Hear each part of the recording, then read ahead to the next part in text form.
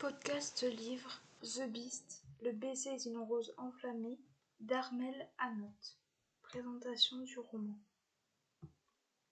Le titre en VO du roman est Le baiser d'une rose enflammée.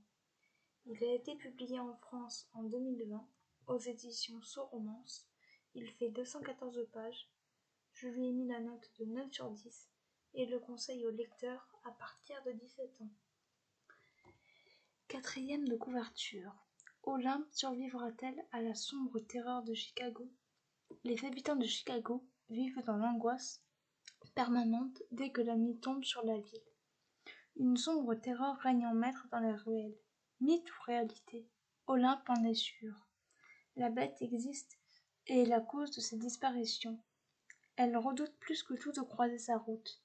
Sa rencontre avec Eden et Jason, deux hommes séduisants et totalement opposés, sera la cause de nombreux troubles et changera sa vie à jamais. Ce que j'ai pensé de ce roman. Tout d'abord, je remercie les éditions Soromance pour l'envoi de ce roman. J'ai apprécié cette lecture. Voulant vous laisser la surprise, je ne ferai pas de résumé.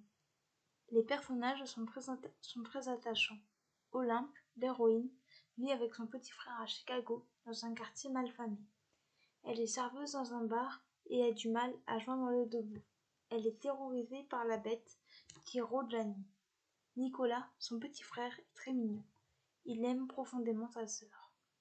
Ashley, sa collègue de travail, est un grand soutien pour la jeune femme. Elle ne croit pas du tout en l'existence de la bête. Jason est un jeune homme mystérieux. Il est de prime abord arrogant, mais va peu à peu changer. Il va vite être attiré par Olympe. Eden est un policier qui va croire l'héroïne. Il est particulier. Les personnages secondaires sont importants pour l'intrigue. Ce roman est une romance fantastique et une réécriture de La Belle et la Bête. Cela se ressent car l'univers est sombre. L'écriture d'Armel Hanotte est immersive. Elle nous plonge dans la ville de Chicago.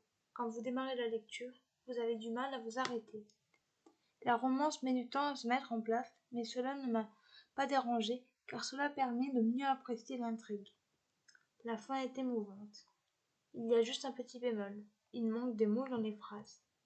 En bref, une très bonne découverte, et je remercie encore les éditions Soromance pour leur confiance. Pour une fois, il n'y aura pas d'extrait du roman. Les points forts de ce roman, les personnages, l'écriture, l'univers, la romance et la fin. Les points faibles de ce roman, le fait qu'il manque des mots dans les phrases. Voilà, c'en est tout pour ce podcast, j'espère qu'il vous aura plu. N'hésitez pas à me donner vos avis et vos commentaires sur YouTube, à vous abonner à la chaîne, et je vous retrouve très bientôt pour un nouveau podcast. Ciao!